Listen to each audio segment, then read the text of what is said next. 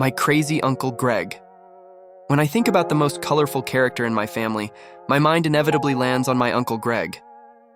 He wasn't just any uncle. He was the embodiment of wild adventures and unexpected twists.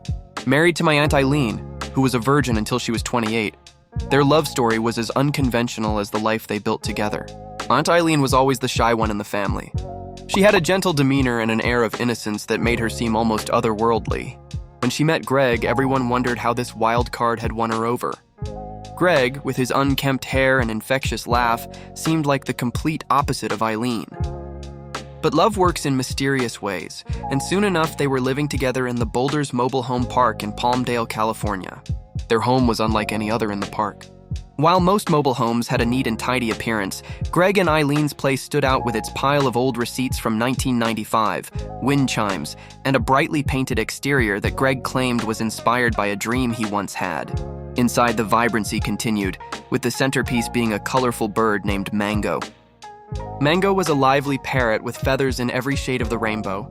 He was as much a part of the family as any of us, often mimicking Greg's laughter and joining in on our conversations with surprisingly well-timed squawks. One of my favorite memories of Uncle Greg was the trips we'd take out to the desert.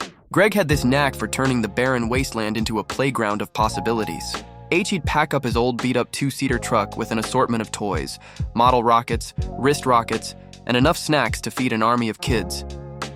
"Ready for liftoff?" Greg would yell, his eyes twinkling with mischief, as we prepared to launch our toy rockets into the vast blue sky. Each launch was a mini-adventure, with Greg narrating the journey of our plastic astronauts as if they were on a mission to Mars. When the rockets soared into the air, we'd all hold our breaths, waiting for that perfect moment when they'd burst open and the parachutes would deploy, gently guiding them back to Earth. But the fun didn't stop there. Greg had a special love for wrist rockets, those slingshot-like devices that could send small rocks flying at impressive speeds. He taught us how to aim, how to judge the wind, and most importantly, how to hit targets with precision. "It's all about focus," he'd say, steadying our hands as we took aim at soda cans lined up in the distance. After a day of rocket launches and target practice, Greg would treat us to a feast of goodies. He had a secret stash of candies and snacks that seemed endless. We'd sit around a makeshift campfire, munching on sweets and listening to Greg's wild stories. He'd tell us about his own childhood adventures, which often involved escapades that sounded too outrageous to be true. But that was Greg, a storyteller at heart, with a knack for turning the mundane into the magical. One of our favorite stories that Greg used to tell us was about the time he got drunk and ended up in a bar fight.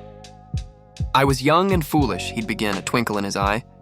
The tale would unfold with Greg painting a vivid picture of a smoky bar room and a heated argument that quickly escalated. In a desperate move to distract his opponent, Greg spotted a kitten wandering by. Without a second thought, he grabbed the kitten and tossed it at the guy's face. The look on his face was priceless. Greg would laugh as he mimicked the guy flailing with a kitten clinging to him. Then, with perfect timing, Greg landed a solid uppercut, knocking the guy out cold. The kitten was fine, by the way, he'd always assure us, and I got the best story out of it.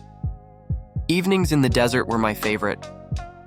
The sun would set, casting a golden glow over the landscape, and Greg would pull out his old guitar.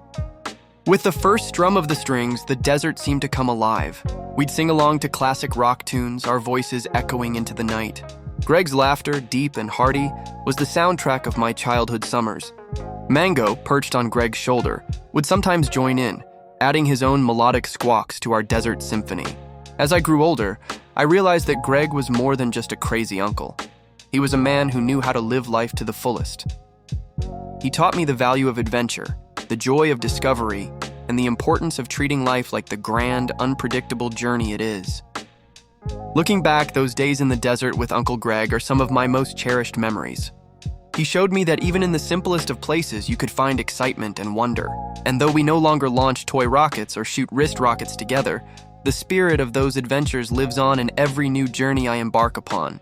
To Uncle Greg, the man who turned the ordinary into the extraordinary, thank you for the memories, the lessons, and the laughter.